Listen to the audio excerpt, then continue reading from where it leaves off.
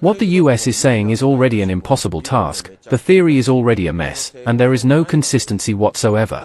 However, if Japan were to negotiate about what they have been saying, well, to put it bluntly, it would be akin to a delinquent kid extorting someone.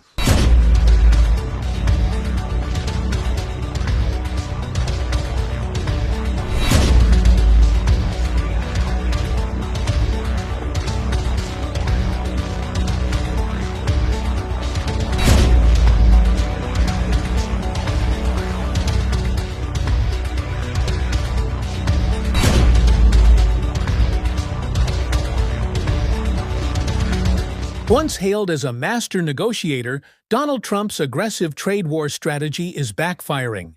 The tariffs he imposed, meant to pressure rivals and bring jobs home, are now pushing America's closest allies into the arms of China. Trump's trade war isn't just failing, it's isolating the U.S. and letting China expand its global influence. The President's actions will reverberate here in Canada and across the world. In 2018, Trump launched a trade war, placing tariffs on hundreds of billions in goods.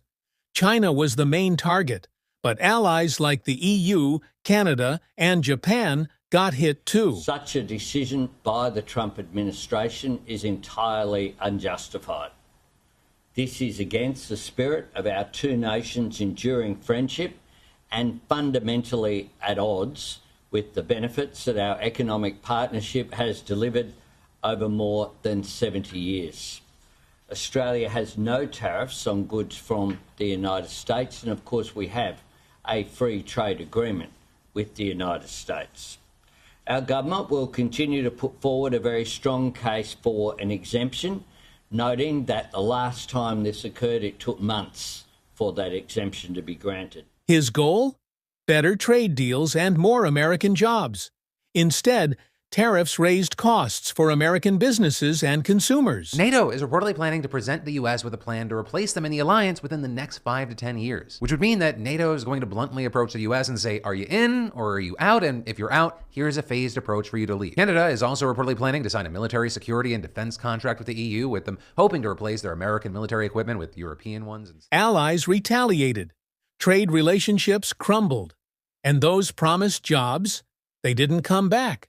Rather than negotiate under pressure, U.S. allies started seeking new markets, and China stepped in. While the U.S. was building walls, China was building bridges. Literally. Infrastructure, investments, new trade deals. All part of a long-term strategy. Thanks for watching.